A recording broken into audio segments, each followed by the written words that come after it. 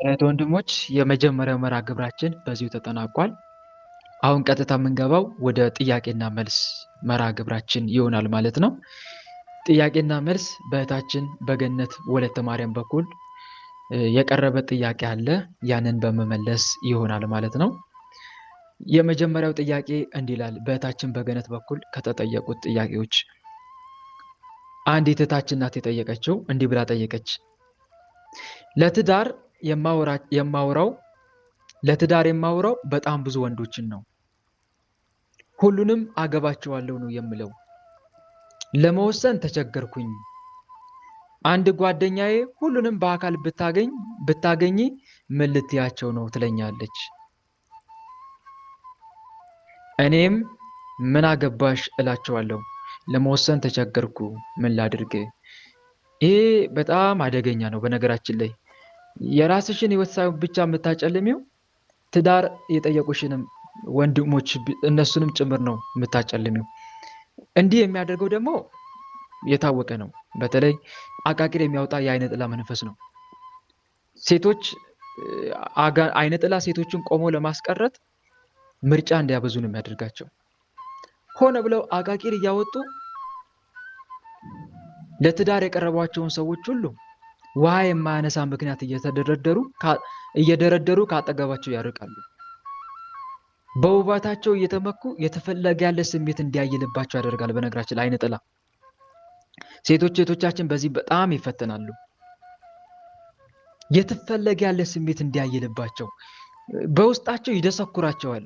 አይነ ጥላ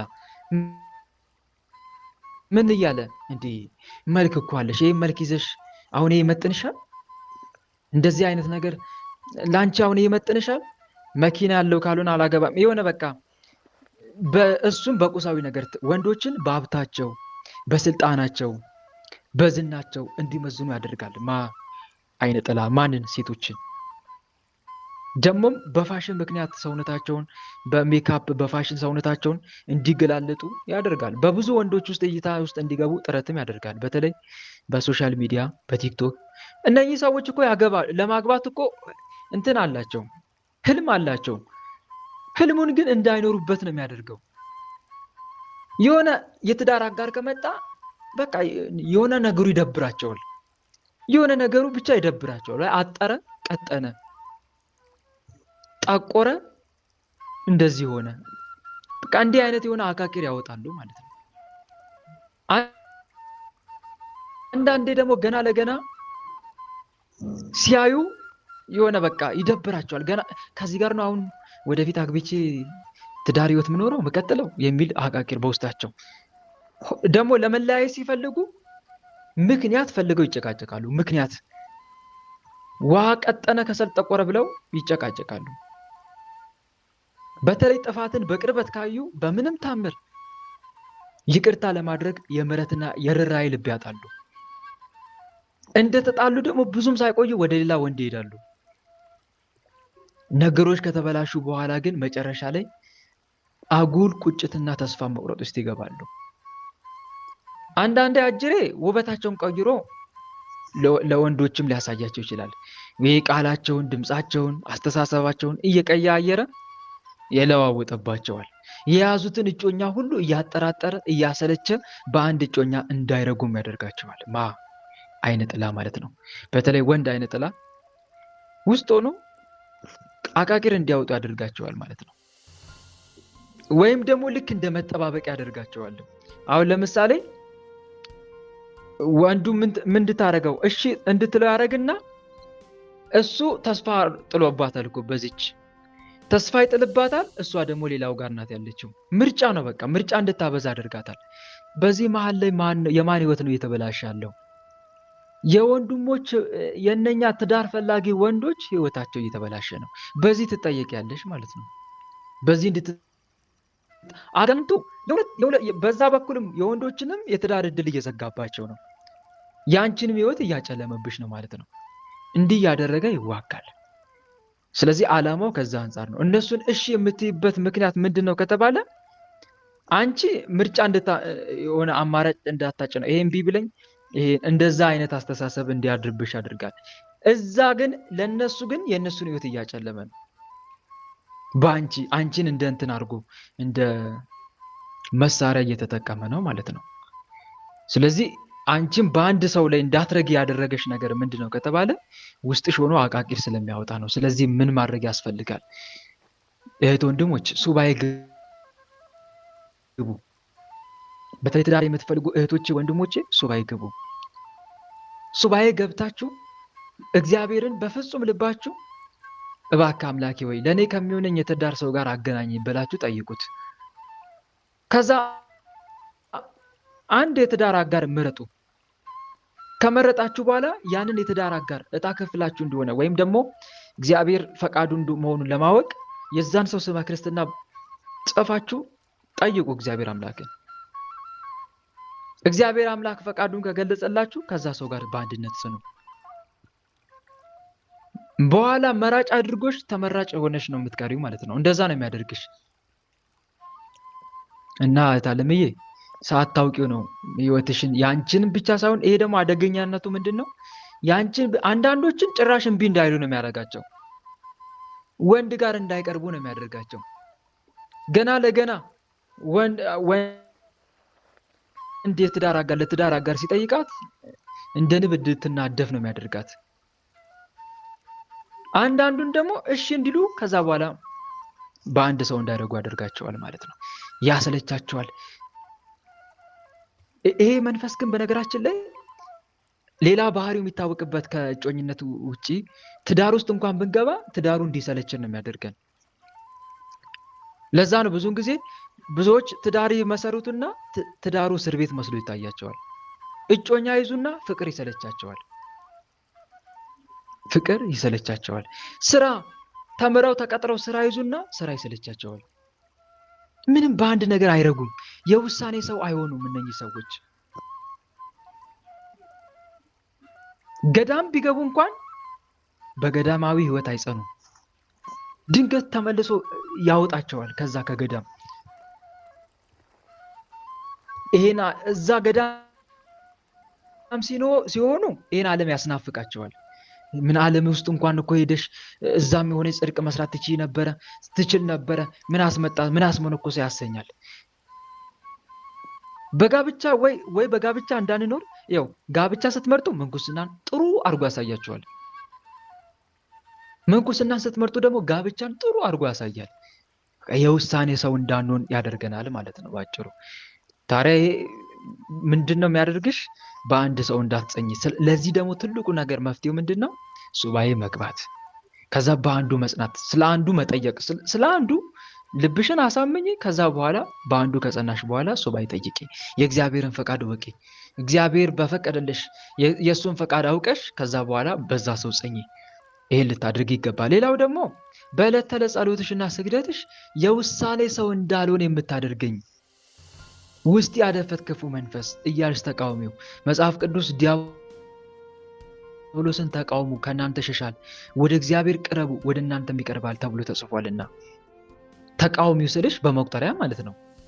ጠዋትና ማታ የውሳኔ ሰው እንዳሉ የምታደርገኝ፣ ለሁሉም ፈቃዴን እንድሰጥ ግን በአንዱ እንዳልጸና የምታደርገኝ፣ ባህሬን ባህሬ አድርገ የምትፈታ የኔንም ሆነ የወንድሞችን የሌሎችንም ሰዎች ህይወት የምታጨልም ክፉ መንፈስ ስራን አቁም እያልሽ መቀጥቀጥ፣ ወደ አምላክሽም ጩይ። ይህን በማድረግ ያንን ክፉ መንፈስ ማሸነፍ ይቻላል ማለት ነው። ግን የታለምዬ ይህንን ነገር በደንብ በአጭሩ ፈቃድ ሰተሽዋል ማለት ነው። እንዲህ አይነት ፈቃድ ደግሞ የዲያብሎስን ፈቃድ ማሸነፍ የሚቻለው በስግደት ስትበረቺ ነው። በተለይ በስግደት በርቺ። ዲያብሎስ የራሱን አጀንዳ እኛ ላይ ለማስፈጸም ጉልበት የሚያገኘው መቼ እንደሆነ ታውቃላችሁ? መንፈሳዊ ህይወታችን ደካማ ሲሆን ነው። መንፈሳዊ ህይወታችን ብርቱ ከሆነ ዲያብሎስ እኛን የፈለገውን ለማሰራት ይህን ያክል አቅምና ብርታት አይኖረውም። ባህሪያችን ባህሪ አድርጎ የመዋጋት ኃይል አይኖረውም። ቅዱሳን ጻድቃን ሰማዕታት እነሱ ላይ ሆኖ መዋጋት ሲያቅተው የት እንደሚሄድ ታውቃላችሁ? ከነሱ ይወጣና በቅርበት ይፈታተናቸዋል። ወይ በቅርበት ባለ ሰው ላይ አድሮ ይፈታተናቸዋል። ዛፉ ላይ እንስሳ ካለ እንስሳው ላይ አድሮ በቃ የሆነ ነገር ላይ አድሮ ይፈታተናቸዋል። ለምን? ምንም ቦታ አልሰጡትማ። ለዲያብሎስ ፈንታ አትስጡ ተብሎ እንደተጻፈ ባህሪያቸውን ባህሪው አድርጎ እንዳይፈታተናቸው ስግደታቸው አያስቀምጠውም፣ ጾማቸው አያስቀምጠውም፣ ጸሎታቸው አያስቀምጠውም። ስለዚህ ያለው አማራጭ ከስጋቸው ውጭ ሆኖ በውጭ ባለው ይፈታተናቸዋል ማለት ነው። ስለዚህ እንዲህ አይነት ብርታት የሚያገኘው ዲያብሎስ የኛ መንፈሳዊ ሕይወት ደከም ካለ ነው። ለምሳሌ እንበልና መስተፋቅር አንዲት እህታችን ጋር ቢላክባት ያንን ወንድ ልትረሳው አልቻለችም እንበል። መስተፋቅር ያደረገባትን ወንድ ልትረሳው አልቻለችም። በህልሟ ሁሉ ይመጣል እንበል። አሁን እቺ ልጅ ወይም እቺ ሴት ይህን የመስተፋቅር መንፈስ፣ በነገራችን ላይ ያ መስተፋቅር ቀጥታ እንደመጣም እንደሚያደርግ ታውቃላችሁ፣ ልብና አይምሮ ላይ ነው የሚቀመጠው። ከዛስ የመስተፋቅር አሰሪው መልክ፣ ገጽ፣ ቁመና በህሊና እያመላለሰ ነው የሚረብሸው። በህሊና እየሳለ እረፍት እስክናጣ ድረስ ያስጨንቀናል። ታዲያ ይህንን እኛ ላይ ያንን ሰው የማሳሰቡን አቅም እናዳክመው በምንድን ነው ካላችሁኝ፣ ስንሰግድ ነው፣ ስንጸልይ። በስግደት በጸሎት በበረታን ቁጥር እሱን የማሳሰብ አቅሙ ዲያብሎስ ኃይሉን እያጣ ይመጣል፣ እየደከመ ይመጣል። በሰነፍን ቁጥር ደግሞ የባሰ እሱን ያንን ሰውዬ የማሳሰቡንም ኃይል ፓወሩን እየጨመረ ይመጣል ማለት ነው። ይሄ ብቻ አይደለም። ለምሳሌ በዝሙት የሚፈተን አንድ ወንድ ልጅ ስግደቱን በቀነሰ ቁጥር ዝሙቱ ማሳብ እየጨመረ ነው ይመጣው። እየጨመረ በቀነሰ ጸሎቱን ስግደቱን በቀነሰ ቁጥር እየጨመረ ነው ይመጣው። ጸሎቱን ስግደቱን መቁጠሪያውን በጨመረ ቁጥር ደግሞ ያ የዝሙት ሐሳቡ እየጠፋ ቀስ እያለ በአንድ አይጠፋም፣ ቀስ እያለ እየጠፋ ይመጣል። ኃይል ያጣል ማለት ነው። እና እዚህ ጋር መረዳት መቻል አለብን። ስለዚህ ታለምዬ መንፈሳዊ ሕይወትሽን ፈትሺ። በመንፈሳዊ ሕይወትሽ እየጠነከርሽ በተለይ በስግደት ይሄ መንፈስ አይምሮሽን አይምሮ አድርጎ ነው የሚፈታተነው። የሱ ምርጫ ያንቺን ምርጫው ያደርጋል። ባጭሩ እጅ ውስጥ የገባ ጓንት ታውቃላችሁ? እጁ ሲንቀሳቀስ ጓንቱም አብሮ እንደሚንቀሳቀስ ማለት ነው። ውስጥሽ ሆኖ አብሮ ያስባል፣ አንቺም ታስቢያለሽ። የሱ ሐሳብ የአንቺ ሐሳብ አንድ አድርጎ አዋህዶ ይፈታተናል ማለት ነው። ራስን አጥፋ የሚል ስሜትም የሚያመጣው እንደዚህ ሆኖ ነው። ስለዚህ የታለምዬ መንፈሳዊ ሕይወትሽን እጅግ በጣም ልታበዢ ወይም ደግሞ ልጠነክር ይገባል ማለት ነው። በዚህ የእሱን ውሳኔ የመቀልበስ አቅምና ብርታት እያገኘች ትመጫለሽ እና ይህን ይመስላል። ሌላው በወንድማችን የቀረበ ጥያቄ ነው። ወንድማችን እንዲህ ብሎ ጠየቀ። ቆሻሻ ነገር በጣም እወዳለሁ፣ በጨለማ መሄድ ያስደስተኛል። ያየሁትን ሴት ሁሉ ለዝሙት ነው የምፈልገው። ከምን አንጻር ነው? ቆሻሻ ነገር በጣም እወዳለሁ። ይሄ ከቡዳ መንፈስ ጋር የሚያያዝ ነው። በነገራችን ላይ ቡዳ መንፈስ ካለ ቆሻሻ ነገር ያስበላል፣ ቆሻሻ ነገር ላይ እንድንቀመጥ ያደርጋል። ምክንያቱም ለምን? ዲያብሎስ የተዋረድን ሆነን እንድንታይ ነው የሚፈልገው። የሰው ማንነት የከበረ ነው አይደለም? እሱ ደግሞ የሰው ማንነት ወርዶ የተጣለ የተናቀ ሆኖ ማየት ያስደስተዋል። ከዚህ አንጻር ዲያብሎስ የቆሻሻ ነገር ላይ እንድንቀመጥ ድሪቶ፣ ኮተት፣ ኮልኩል ተሸከመ እንድንዞር። ለዛ ነው በነገራችን ላይ ሰዎችን ካሳበደ በኋላ በየቦዩ በየቆሻሻ ውስጥ እየተወሸቁ ተኝተው እንዲያድሩ እንደዚህ ቆሻሻ እየለቀሙ እንዲበሉ የሚያደርገው አንዱ ከዛ አንጻር ነው። የሰው መዋረድ የሚፈልግ ጠላት ስለሆነ ነው እንዲህ የሚያደርገው። እና እንደዚህም ከሚያደርጉ መናፍስት ደግሞ አንዱ የቡዳ መንፈስ፣ ሁለተኛም ደግሞ የዝሙት መንፈስም ጭምር እንዲያደርጋል። ቆሻሻ ነገር እንድንወድ፣ ቆሻሻ ነገር ላይ እንድንቀመጥ ሩክሳት አይደለም እንደዛ ማለት ነው። ከዛ አንጻር ይሆናል። ሌላው በጨለማ መሄድ ያስደስተኛል። ይህም የመንፈሱ ባህሪ ነው። መንፈሱ የአንተን ባህሪ አድርጎ የራሱን ሲገልጽ፣ መንፈስ የራሱን ማንነት በሰው ላይ ይገልጻል። ታዲያ እንደዚህ አይነት ነገር ሲፈጠር ደግሞ ሰዎች ወይ ጨለማን ይፈራሉ ወይ ጨለማን ይሆናሉ። ጨለማን ይወዳሉ፣ በጨለማ መንቀሳቀስ ይወዳሉ ማለት ነው። አንዳንዴ ደግሞ ጨለማን እንድንፈራ አድርገናል። አንዳንዱ መብራት ሳጠፋ የሚተኛ ሁሉ አለ። በጨለማ ከሰው ጋር ካልሆነ በቀር ብቻውን መንቀሳቀስ የሚያስፈራው ሰው አለ። እንዲህ አይነት ይሄ የእሱን ባህሪ ሲገልጽ ነው። የጨለማ መንፈስ አጋንንት፣ የጨለማ አበጋዝ እንደመሆኑ ማለት ነው። ያየሁትን ሴት ሁሉ ለዝሙት ነው የምፈልገው። የዝሙት መንፈስ ማለት ይሄ ነው እንግዲህ፣ ባህሪውን እየገለጸ ነው ማለት ነው። ባህሪውን ይገልጻል። እና አንዱ ከዚህ አንጻር ነው። ወንድም አለምዬ ታዲያ ይህንን ነገር የምታሸንፈው ነገር ምንድን ነው? በተለይ በጨለማ መሄድ የሚያስደስት እንዲህ አይነት የራሱን ባህሪ የሚገልጽ ከሆነ መልካ ቅዱስ ራጉኤልን ሁልጊዜ ብትጸልይ መልካም ነው። በብርሃናት ላይ የተሾመ መልአክ አይደለ? ስለዚህ እሱን እርዳኝ መልአኩ ቅዱስ ራጉኤል ወይ ውስጥ አድፍጦ ባህሪውን የራሱን ባህሪ በእኔ ባህሪ ላይ የሚገልጸውን ይህን ክፉ መንፈስ ገስጸልኝ፣ ስራውን አስቁምልኝ፣ ከህይወት ያርቅልኝ እያልክ እንድትማጸነው ማለት ነው። አንዱ ይህም ማድረግ መልካም ነው። ሌላው ደግሞ በዝሙት የምትፈታተን በጣም ያየውን ሁሉ ሴት አይነ ላይ ሲቀመጥ ቡዳ አይነ ጥላ ሆኖ ማለት ነው። ዝሙት መንፈስ ራሱ አይነ ላይ ሲቀመጥ ያየነውን ሰው ሁሉ በዝሙት አይን እንድንመለከት ያደርጋል። በተለይ ወንዱ የሴትን ሴቷ የወንድን መልክ፣ ድምፅ፣ ቁመና ባዩ በሰሙ ቁጥር ራሳቸው መቆጣጠር እስኪያቅታቸው ድረስ በዝሙት ሀሳብ ይፈተናሉ። በዝሙት ሀሳብ ይፈተናሉ። ይሄ አጋንንቱ አይን ላይ ተቀምጦ አንተ ስትመለከት እርሱም አብሮ ይመለከታል። ያንን ሰው ስትመኘው ከአንተ ተነስቶ ምናልባት ወደዛ ሰው ይሄዳል ማለት ነው። በተለይ የዝሙት መንፈስ ከሆነ ወደዛ ሰው ይሄድና ያንንም ሰው በዝሙት ልክ እንደዚሁ እንዳንተ ይፈትነዋል። አይን ላይ ተቀምጦ ባህሪውን ሲያንጸባርቅ አንዱ እንደዚህ አይነት ሁኔታዎች ይፈጠራሉ። ወንዱ በተለይ አይን ላይ የሚቀመጥ አይነ ጥላ የዝሙት መንፈስ ሲኖር ማለት ነው። ወንዱ ባያት ሁሉ ሴት፣ ሴቷ ሁሉ ባየችው ሁሉ ወንድ በቀላሉ ይማረካሉ። ወንዱ የሴትን፣ ሴቷ የወንድን መልክ፣ ድምፅ፣ ቁመና በሰሙ ቁጥር ሰውነታቸው እስኪሞቅ ሀፍረተ ስጋቸው እስኪነሳሳ ድረስ እጅጉን ይፈተናሉ። ስለዚህ አይንን ቅባ ቅዱስ ተቀባ። በተለይ የእናታችን የቅድስት አርሴማን መልኳንና ድርሳኗን ጸልየ በዛ በቅባ ቅዱሱ ላይ ማለት ነው የወይራ ዘይቱ ላይ እናቴ ቅድስት አርሴማ አይኔ ላይ ተቀምጦ የማያቸውን ሴቶች ሁሉ በዝሙት አይን እንድመለከት የሚያደርገኝን አይኔ ላይ የተቀመጠውን የዝሙት መንፈስ እባክሽ ከአይኔ ላይ አንሽልኝ እያልክ አይንን ቅባ ቅዱስ መቀባት ያስፈልጋል። ምንጊዜም በተለይ ወደ ውጭ ከመውጣት በፊት ስራ የምትሄድ ከሆነ ወደ ስራ ከመሄድ በፊት አይንን ቅባ ቅዱስ ተቀባ።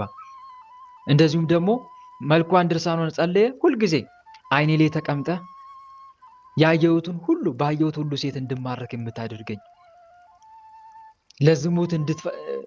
በዝሙት እንዳስባቸው የምታደርገኝ አይኔ ላይ የተቀመጥክ የዝሙት መንፈስ በመድኃኔዓለም ስም ከአይኔ ላይ ተነስ፣ ስራህን አቁም፣ ራስን አጋልጥ እያልክ ጠዋትና ማታ መቀጥቀጥ ያስፈልጋል። ይህም ብናደርግ መልካም ነው። ሌላው በእህታችን የቀረበ ጥያቄ ነው። እንደዚህ ይላል ጥያቄው። ከመሰደዴ በፊት ደብተራ ቤት ሄጄ ድንገት ተነስተሽ ሰው ሳያይሽ ጥፊ ያለኝ፣ እኔ ተነስቼ ድንገት ከቤት ጠፋው። አሁን ወደ ሀገሬ ልመለስ ስል ብዙ ነገር ይበላሽብኛል። ምናልባት ከዛ በኩል የመጣብኝ ነገር ይሆንን የሚል ጥያቄ ነው። በነገራችን ላይ የአብር አንክርት መንፈስ መገለጫው ነው ይሄ።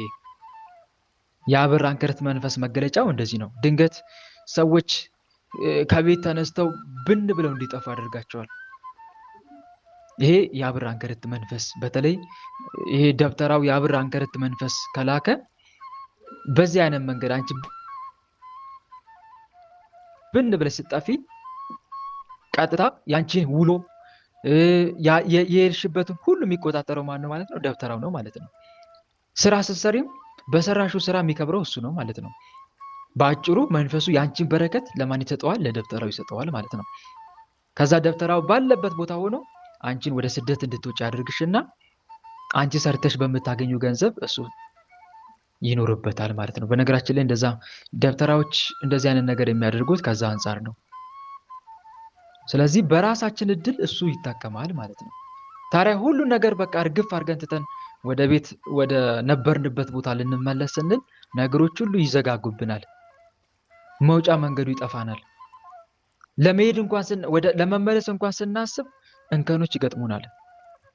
በቃ እግዚአብሔር አልፈቀደልኝም ብለን እንቀመጣለን። አሁንም ለመሄድ ስናስብ ወይ እዛ ሆኖ ደግሞ እኮ ይቆጣጠረናል። ባይገርማችሁ እዛ ሆኖ ይቆጣጠራል። አሾሻኪ መንፈስ እየላከ ወደ ሀገር ለመመለስ ስታስብ ራሱ ያውቃል።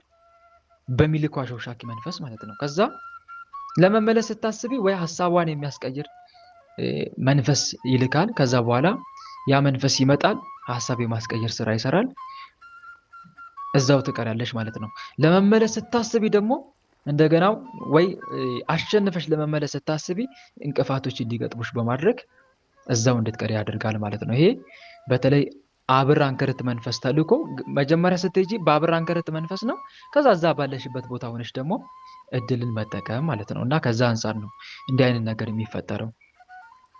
ስለዚህ በምትቀጠቅጭበት በምትጸልይበት ሰዓት የአብር አንከርት መንፈስ ወደ ሀገር እንዳትገባ የምታደርገኝ ብን ብዬ እንድጠፋ አደረገኝ፣ ከደብተራው የመጣ መተት፣ የእድል መተት፣ የአብር አንከርት መተት እያልሽ ልትቀጠቅጭ ይገባል። ሌላው ደግሞ ወደ ሀገር እንዳትገቢ አሁንም እንቅፋት የሚፈጠር ወይም ሀሳብሽ የሚያስቀይር ከሆነ በዚህ ጉዳይ ላይ ሱባኤ ግቢ።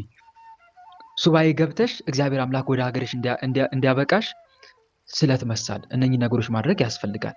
ጠላትሽንም ደግሞ በዛው እግረ መንገድሽን ለመያዝ ጥረት ማድረግ ያስፈልጋል። በመቁጠሪያ በጸሎትና በስግደት በመትጋት ማለት ነው። ሌላው በእህታችን አሁንም በአንዲት እህታችን የቀረበ ጥያቄ ነው። ጥያቄው እንዲህ ይላል። ምግብ ከመጠን በላይ ያስበላኛል፣ እተወዋለሁ ብዬ አስብና ጭራሽ ይብስብኛል። ወንድም የተቸገርኩ ምን ላድርግ? ተመልከቱ፣ ምግብ ከመጠን በላይ ያስበላኛል ነው።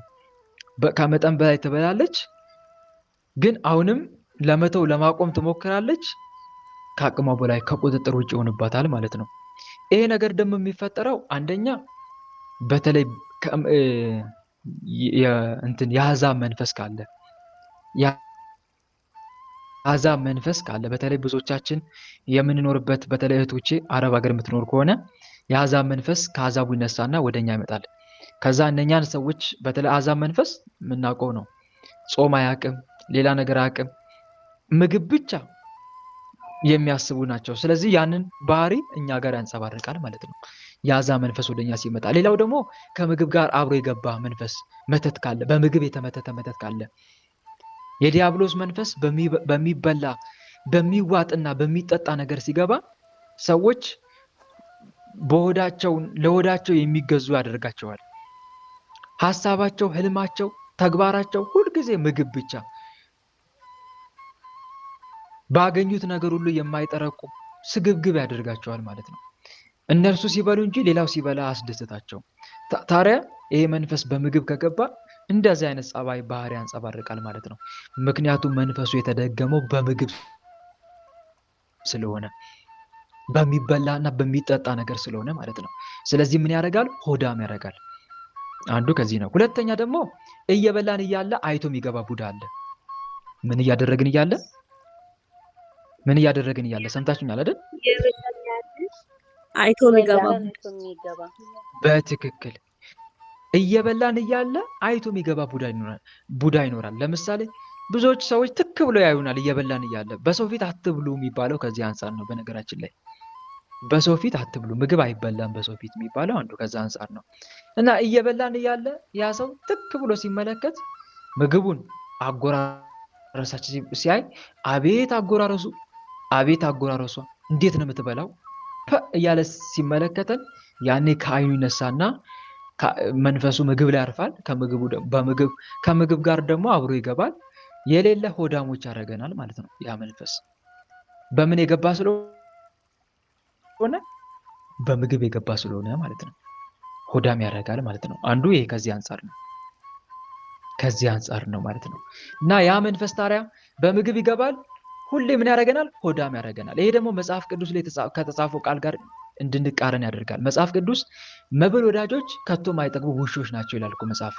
ትንቢተ ኢሳይያስ ምዕራፍ 56 ቁጥር 11-12 ላይ። ለምንድን ነው ግን ዲያብሎስ አብዝቶ በማስበላቱ ምን ይጠቀማል? ከኛ አብዝተን ብንበላ ምንድን ነው ለሱ የሚያተርፈው ነገር? ሰው አብዝቶ የሚበላ ከሆነ ፈቃድ ይነሳሳበታል። የስጋ ፈቃድ፣ ዝሙት የሚነሳሳው አብዝተ ስትበላ ነው።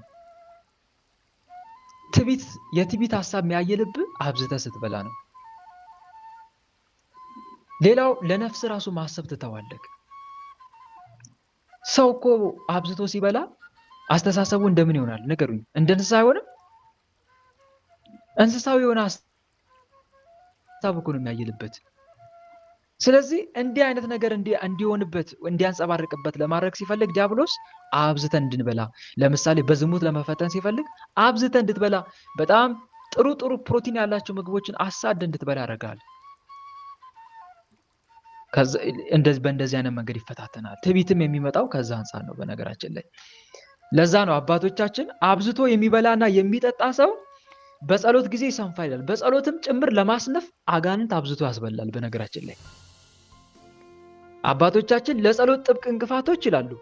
ለጸሎት ጥብቅ እንቅፋቶች እጅግ የበዛ ምግብ፣ እጅግ የበዛ እንቅልፍ፣ እጅግ የበዛ ወሬና ምቾት ናቸው ይላሉ። እውነት ነው። ስለዚህ አብዝተህ ከበላ ለጸሎት ትሰንፋለህ። የጸሎት ሞራልን ሙትት ይላል። ድካም ሰውነትን ይጫጫናል። ቆመ መጸለይ ሞት መስሎ ይከብዳል። ሞት እስኪመስል ድረስ እንዲህ አይነት ነገር እንዲያየል አጋንንት አብዝቶ ማስበላትን ይወደዋል ማለት ነው። አብዝቶ የሚበላና የሚጠጣ ሰው በጸሎት ጊዜ ይሰንፋል። በሐሳቡ መጋደል አይቻለውም ይላል። ተመልከቱ። በምን? በሐሳቡ መጋደል አይቻለውም። አዎ ቀትሚ እዚህ አንጻር ነው። በነገራችን ላይ ወንድሞች ይሰማችኋል? ድምጼ ይሰማችኋል አይደል? በደንብ ይሰማል። ክፉ ሐሳብ የሚያይልብን አብዝተን እንድንበላ ያደርጋል አጋንንት ክፉ ሐሳብ ለማምጣት ሲፈልግ። ክፉ ሐሳብ እንዲበዛብ ወይም ክፉ ሐሳብ ከተባሉት አንዱ ምንድነው? ዝሙት ነው። ዝሙት ነው። ሌላስ? ትዕቢት ነው።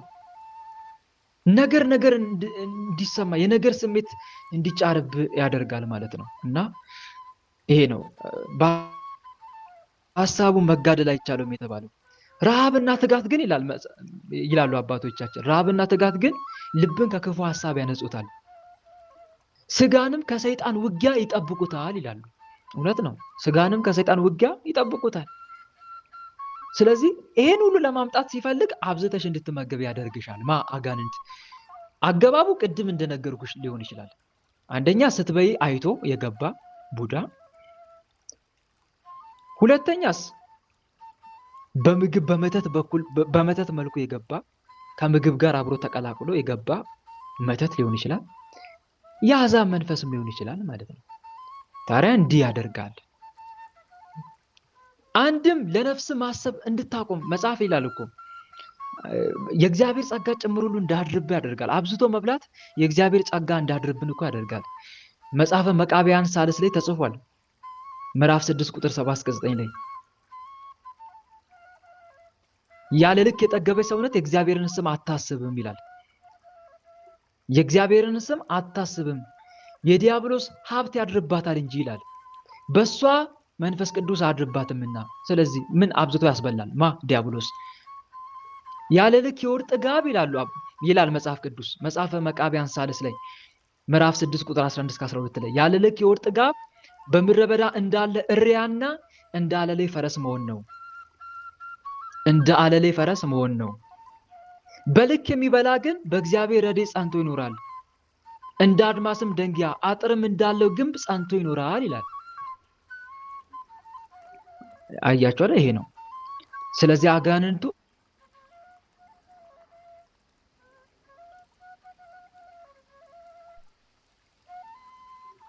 በአንድ ነገር አትጸናም። ክፉ ሐሳብ ያይልብሃል፣ ለዛ አብዝቶ ያስበላሃል። እና ከዚህ አንጻር ነው። ስለዚህ በልክ እንብላ፣ በልክ እንመገብ። እሺ ይሄ ከዲያብሎስ ነው ፈተናው የመጣው እንበል። ዲያብሎስ የሚፈትነን እንዲህ ለማድረግ ነው፣ ክፉ ሐሳብ እንዲያይልብን በዝሙት ለመፈተን ነው እንበል። ግን ታዲያ እንዴት እናቆመው? አንደኛ ስንበላ ስመ እግዚአብሔርን እንጥራ። ምን እናድርግ?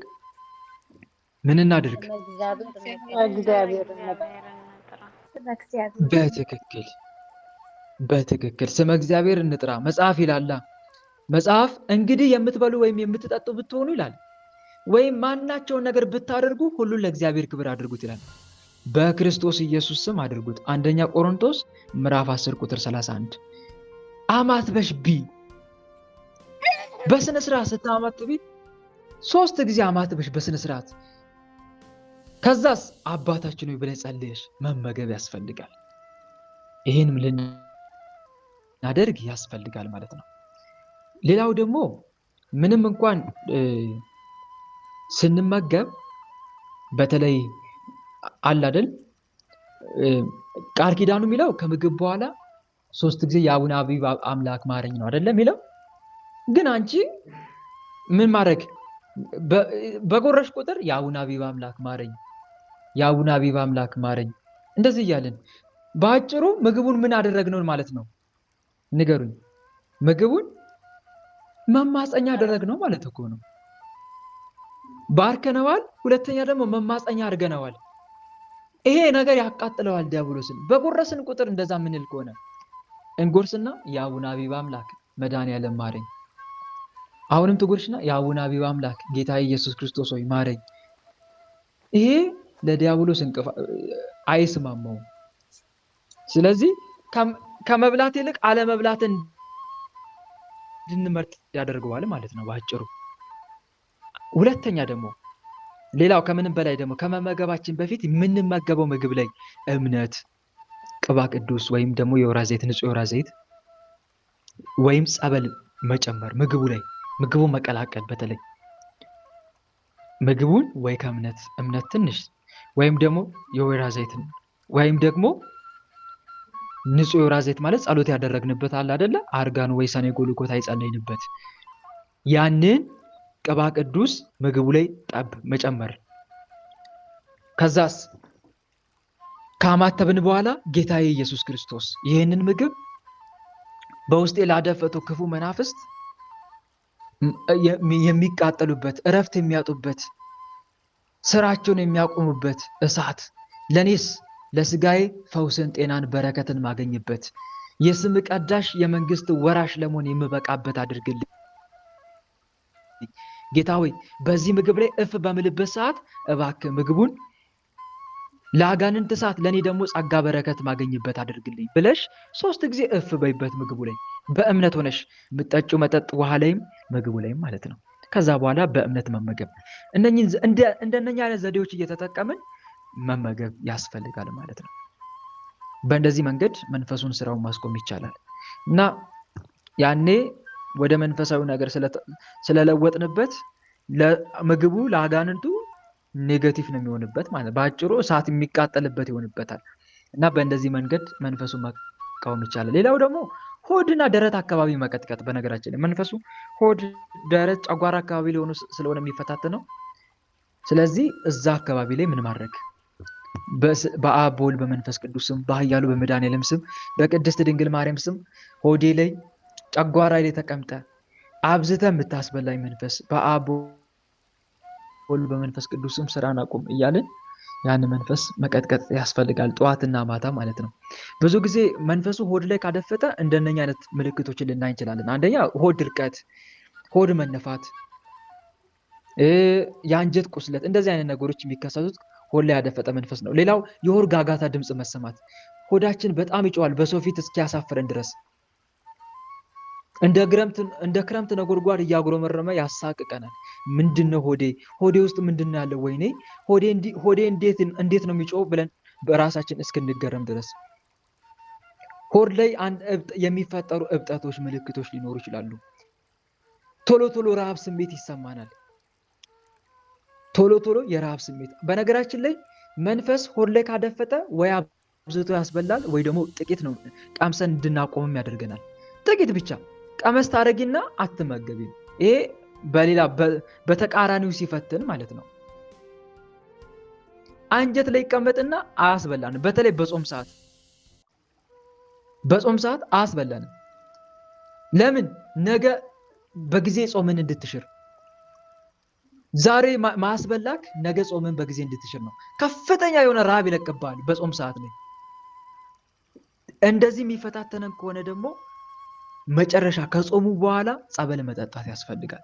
ምንጊዜም ከመመገባችሁ በፊት ወንድሞች በየቀኑ ከመመገባችሁ በፊት ጸበል ጠጡ። እሺ፣ ጸበል በደንብ መጠጣት ያስፈልጋል። ምክንያቱም መናፍስቶቹ ጨጓራ አንጀት ላይ ተቀምጠው ስለሚፈታተኑ ማለት ነው። እና በዚህ መንገድ መናፍስቶችን መዋጋት ትችላለሽ ማለት ነው ታለ። ሌላው በታችን የቀረበ ጥያቄ ምን ይላል? አንድ እህታችን እንዲህ ብላ ጠየቀች። በህይወቴ አገር ቤት በትዳር ሁኔታ የሚፈልገኝ ሰው ነበረ። እኔ ግን ለሱ ስሜት የለኝም። ሌላ ብታገቢ የምታገቢውን እገለዋለሁ እያለኝ 5 ዓመት ተቀመጥኩኝ። አሁን ግን የራሴን ህይወት ለመመስረት ፈለግኩ። ግን በውስጤ ሰው ልታጋዲ ነው እያለ ያስፈራራኛል። ምን ላድርግ? ይህም ትዳር የሚከለክልበት ሌላው የአጋንንቱ ስልት ነው። በዚህ መንገድ የራስሽን የትዳር ህይወት የማጨለም ስራ ነው እየሰራ ያለው። በእንደዚህ መንገድ ይፈታተናል። እንዴት? መጀመሪያ ከማንፈልገው ሰው ጋር ያገናኘናል። ያ የማንፈልገው ሰው እኛን አጥብቆ እንዲወደን ያደርጋል። በአጭሩ ይሄ መንፈስ ከኛ ይነሳል ወይ እዛ ሰው ጋር ራሱ ያሉ መናፍስቶች ሊሆኑ ይችላሉ። ቀጥታ ምን ያደርጋሉ? ለምሳሌ የአንቺ መልክና ቁመና በልቡ ላይ ይቀርጽበታል ማለት ነው። ከዛ ያለ አንቺ ማንንም እንዳስብ ያደርጋል። በተለይ ከአንቺ ተነስቶ እሱ ጋር ሄደ ቡዳ አይነ ጥላ ካለ የእሱ ልብ ላይ የአንቺ መልክ ያስቀምጣል። ከዛ ቀንም ሌሊትም አንቺን ብቻ እያሰበ እንዲኖር ያደርጋል። አንቺ ደግሞ ለሱ ምንም አይነት ስሜት ፍቅር እንዳይኖርሽ ያደርጋል። በዚህ መንገድ ይፈታተናል ማለት ነው። ይህን የሚያደርገው ምንድን ነው?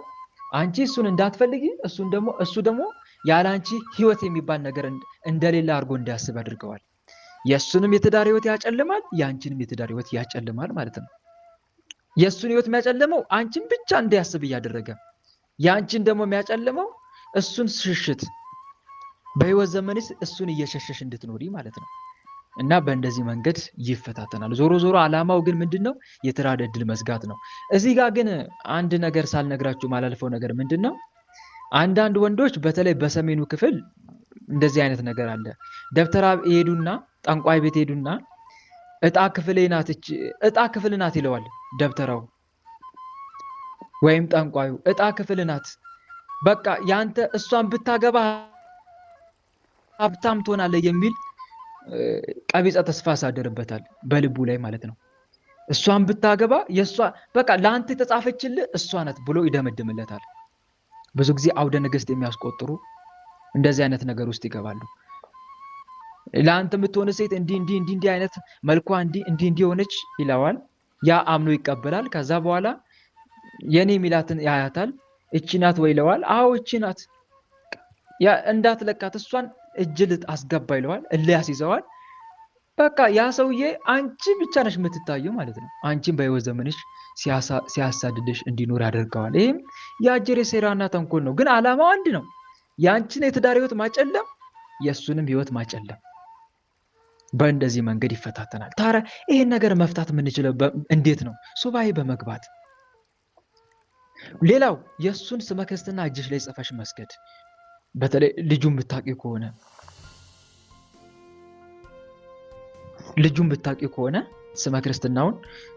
ስመ ክርስትናውን ባታውቂ እንኳን እግዚአብሔር በሚያውቀው ዓለማዊውንም ስም ቢሆን እጅሽ ላይ ጽፈሽ መስገድ። በተለይ ወደ ፈጣሪ መማፀን፣ ጌታዬ ኢየሱስ ክርስቶስ ሆይ እሱ ጋር ሆኖ እኔን እንዳይረሳኝ እያደረገ የኔን ህይወትም ሆነ የእሱንም ህይወት የሚያጨልመውን ክፉ መንፈስ ከህይወት ያርቅልኝ ያልሽ መማፀን። ከሱ ጋር እህት ወንድሞች፣ አንድ ሰው በጣም የሚያስቸግራችሁ ሰው ካለ ከዛ ሰው ጋር ፊት ለፊት አትጋጠሙ። ከዛ ሰው ጋር ፊት ለፊት የሆነ ጸብ አትግጠሙ። እየሰማችሁን አይደለም? ድምጼ ይሰማችኋል? ይሰማል። ከዛ ሰው ጋር ፊት ለፊት አትግጠሙ። ሐዋርያው ቅዱስ ጳውሎስ በሰው ልማድ ምንም እንኳን የምንመላለስ ብንሆን እንደ ሰው ልማድ አንዋጋም፣ የጦር ዕቃችን ስጋዊ አይደለምና ይላል። የጦር ዕቃችን ስጋዊ አይደለም። ስለዚህ ከዛ ሰው ጋር ፊት ለፊት ከምትጋፈጥ ይልቅ ለምን አንተ መንፈሳዊ መንገድ አትጠቀምም? ለምን መንፈሳዊ መንገድ አትጠቀምም? ምን በማድረግ ስመ ክርስትናውን እጅሽ ላይ ጻፊ። ከዛ በኋላ አጥብቀሽ ተማጸኝ፣ ሱባኤ ግቢ። ጌታዬ መድኃኔዓለም ወይ ከኔ ተነስቶ እሱ ላይ ሆኖ ወይም ደግሞ እሱ ላይ ሆኖ የኔን ማንነት በልቡ ላይ ቀርጾ እኔን እንዳይረሳኝ እያደረገ ወይም ደግሞ እኔ ጋር አንዳች ነገር እንዳለ ወይም እጣ ክፍሌ እሱ እንደሆንኩ አድርጎ እያሳሰበ የሚዋጋኝን መንፈስ እባክን ከኔ ላይ አርቅልኝ፣ ልቡን ለውጥልኝ በይው። የልጁን ልብ ጌታዬ መድኃኒዓለም ለውጥልኝ። ያኔ እግዚአብሔር አምላክ ጸሎትሽን ሰምቶ ልጁን ከአንቺ ዞር ያደርገዋል ማለት ነው። ያንን መንፈስንም ደግሞ ያዝልኝ በይው። ያዝልኝ ጌታ ሆይ እያልሽ ስትማጸኝ መንፈሱ ተያዘ ማለት ልጁ እየተስተካከለ አንቺ ይችላል ያለ ይመጣል ማለት ነው። በእንደዚህ አይነት መንገድ ማራቅ ይቻላል ሰውን። በተለይ ሰው እኛን በህይወት ዘመናችን የሚፈታተን ከሆነ ያ የሚፈታተን ሰው በቃ ስመ ክርስትናውን እጃችን ላይ ጽፎ መስገድና መጸለይ ነው። ጌታ ሆይ አርቅልኝ፣ ይህን ሰው ከህይወቴ አርቅልኝ እያልን መማፀን ያስፈልጋል ማለት ነው። እና በዚህ መልኩ ነው መታገል ያለብሽ። ስለ አንቺ ትዳር ህይወት ደግሞ ሱባኤ ግቢ። እግዚአብሔር መጽሐፍ ሐዋርያው ቅዱስ ጳውሎስ ምን ይላል? በነገር ሁሉ በጸሎትና ምልጃ በአንዳች ነገር ልመናችሁን አስታውቁ በፈጣሪ ዘንድ እንጂ አትጨነቁ ይላል። ልመናችሁን አስታውቁ። የጎደላችሁ ነገር ካለ፣ የምትፈልጉት ነገር ካለ እግዚአብሔርን ጠይቁ እንጂ አትጨነቁ በዛ ነገር ላይ ነው። ስለ ትዳር ህይወትሽ የሚያስጨንቅሽ ከሆነ ሱባኤ ግቢ። ጌታ ሆይ ለእኔ የሚሆን የትዳር አጋር ወደ ህይወቴ አምጣልኝ። እንደዛ እኮ ብሎ መማፀን ያስፈልጋል ወንድሞች። ቆሜ ቀረው ብሎ ከማላዘን ይልቅ ጌታ ሆይ እባክህን ወደ ህይወቴ ለእኔ የሚሆን የትዳር አጋር አምጣልኝ። ወንዱም እንደዛ ብለህ ጸልይ፣ አንቺም እንደዛ ብለሽ፣ ሴቷም እንደዛ ለትዳር ህይወት የሚሆን የትዳር አጋር እባክህ አምጣልኝ አምላኬ ሆይ። በዚህ ምድር ላይ ስትፈጥረን ወንድና ሴት አድርገን የፈጠርከን አምላኬ ሆይ አንተ ለእኔ ያዘጋጀልኝ የመረጥክልኝ ትዳር ከሆነ እባክህ የትዳር ህይወት ወደ ህይወት ያምጣልኝ። እንደዛ እያልን ልንማፀን ያስፈልጋል። ከዛ በኋላ የትዳር አጋር ሲያመጣልን ደግሞ ጌታ ሆይ እባክህን ከትዳር አጋሬ ጋር እንድጸና አድርገኝ፣ ፍጻሜያችን አሳምርልን፣ እንድንጸና አድርገን እያልን ልንማፀን ይገባል ማለት ነው። እና በዚህ መንገድ ፈጣሪያችን መጠየቅ አለብን። ዝም ብለን መቀመጥ የለብንም። ስንጠይቅ ደግሞ አጥብቀን እንጠይቅ። እሺ፣ ብዙዎቻችን ይኸውላችሁ ስንጠይቅ ወይ ጠበቅ አድርገን አንጠይቅም። ለተወሰነ ቀናት ገፋ እናደርግና ቆም እናደርገዋለን። ወይም ደግሞ ከስንት አንዴ ሱባኤ እንገባና እርማችን ሱባኤ ከገባን በኋላ በቃ ሱባኤ ገብቼ ነበረ ምላሽ አላገኘሁም አይነት ነገር። በአንደኛው ሱባኤ ምላሽ ካላገኘሽ ነገም ሌላ ሱባኤ ግቢ። አሁንም ሱባኤ ገብተሽ ካልተመለሰ ሌላም ሱባኤ፣ ያ ነገር እስኪሳካ ድረስ እስኪሳካ ድረስ ሁሌ መጠየቅሽን አታቋርጭ። በር እስኪከፈትልህ ድረስ ማንኳኳትን እንደማታቆመው ሁሉ ከእግዚአብሔር ዘንድ ምላሽም የልብህን መሻት እስኪፈጸምልህ ድረስ መጠየቅን አታቋርጥ። እግዚአብሔር ይገስጽህ። ዲያብሎስ ብዙ ጊዜ ቶሎ ተስፋ አስቆርጠናል። ይሄው አሁን ለመንክ ምን ተሰማልህ ይላል። እህት ወንድሞች ጽናት ያስፈልጋል። እሺ ጽናት ያስፈልጋል።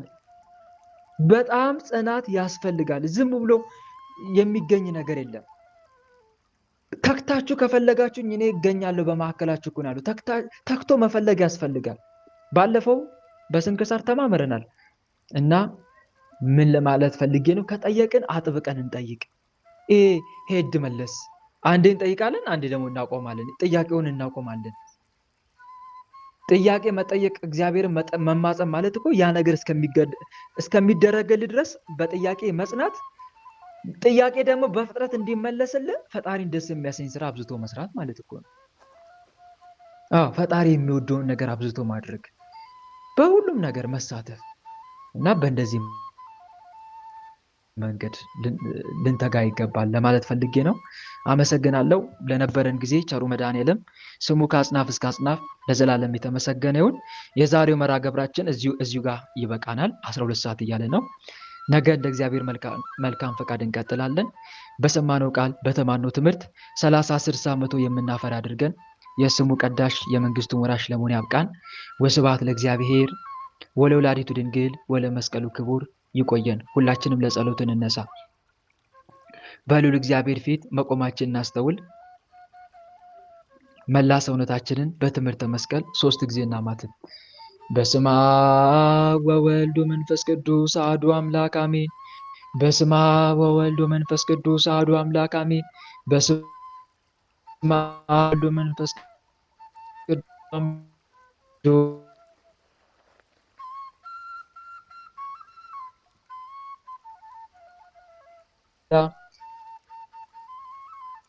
ቅድመ ዓለም የነበርክ አሁንም ያለ ዓለምንም አሳልፈ የምትኖር የዓለም አዳኝ የዓለም መድኃኒት መድኃኔዓለም ኢየሱስ ክርስቶስ ለኃጢአታችን ለበደላችን ብዛት ሳትመለከተን እንደ ምሕረትህ እንደ ቸርነት ብዛት ተመልክተ መርሐ ግብራችንን በሰላም አስጀምረ በሰላም ያስፈጸምከን ለዚህ ሰዓትም ያደረስከን ቸሩ መድኃኔዓለም እናመሰግንሃለን። ምስጋና ይሁን ለአብ፣ ምስጋና ይሁን ለወልድ፣ ምስጋና ይሁን ለመንፈስ ቅዱስ ዛሬም ዘወትርም ለዘላለሙ አሜን።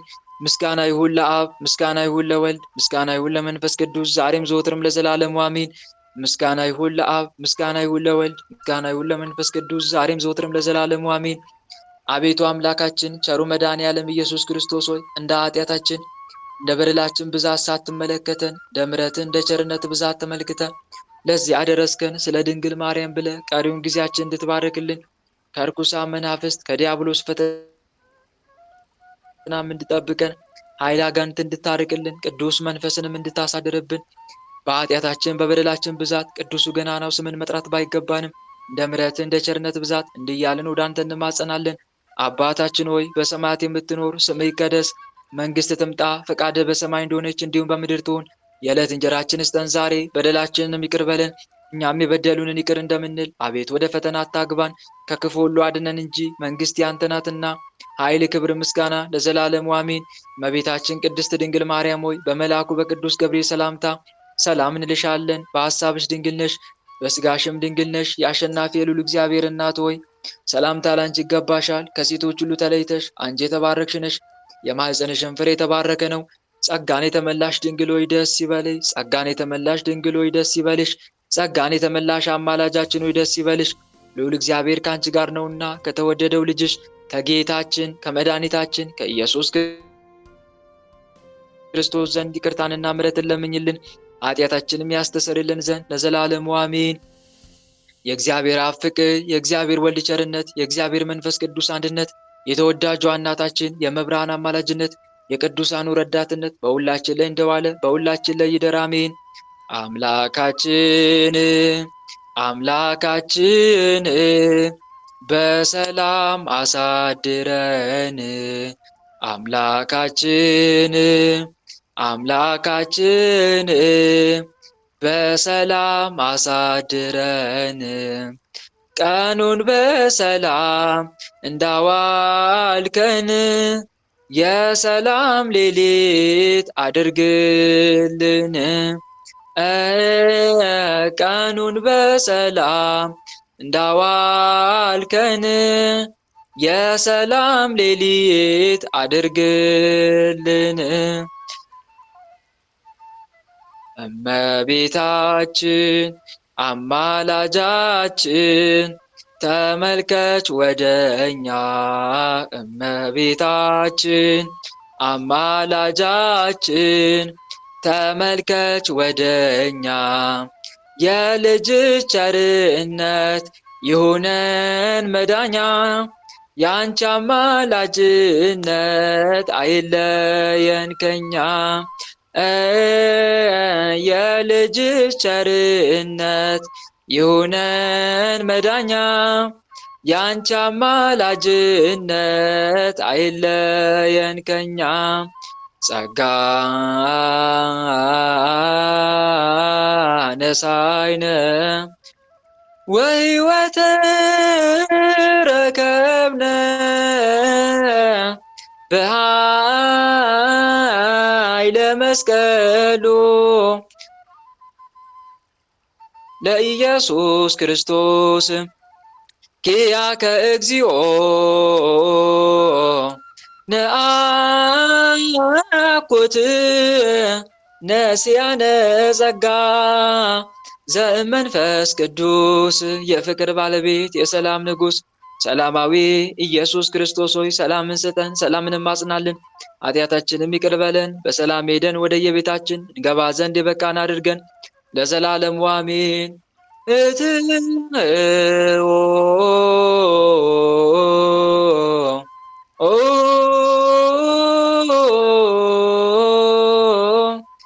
በሰላም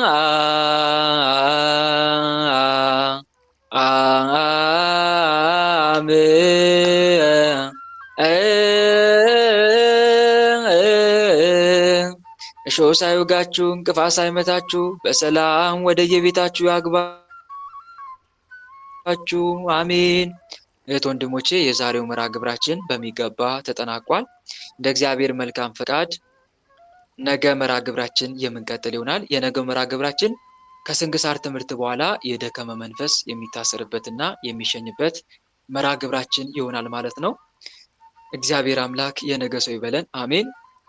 ማሳሰቢያ ያለኝ ማሳሰቢያ ነገ እናታችን ተወዳጇ እናታችን ቅድስተ ቅዱሳን ንጽሕተ ንጹሐን ወለላይቱ ቅድስት ድንግል ማርያም ወራዊ መታሰቢያ ክብረ በዓሏ ነው። ስለዚህ የእመቤታችን በዓል እንደመሆኑ የእመቤታችንን ድርሳኗን ድርሳነ ማርያም፣ መልኳን መልክአ ማርያም፣ ቅዳሴ ማርያም፣ በተለይ ቅዳሴ ማስቀደስ የማትችሉ እህቶቼ ወንድሞቼ፣ አረብ ሀገር ያላችሁ በተለይ ቤተክርስቲያን በቅርባችሁ ማይገኝ ቅዳሴዋን አድርሱና ቅዳሴዋን ጸልዩና በጸሎቷ ተጠመቁ። እሺ፣ በጸሎቷ መጠመቅ እህት ወንድሞች፣ የእውነት ቆይ ሌላ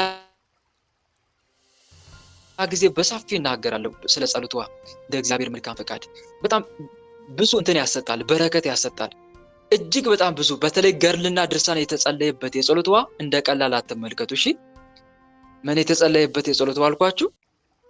ምን የተጸለየበት? ገርልና መልክ። በትክክል ካነበብኩት እስቲ የተወሰነ ልንገራችሁ።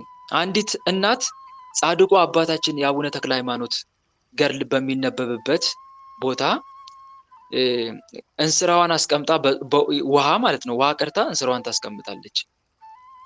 ከዛ በኋላ እንስራዋን አስቀምጣ ገድላቸው ድርሳናቸው በቤተ ክርስቲያን ይነበባል። ከተነበበ በኋላ ያንን የጸሎት ውሃ ተሸክማ አዝላ ስትሄድ ውሃው እግሯና ልብሷ ላይ ይፈሳል። እግሯና ልብሷ ላይ ማለት ነው።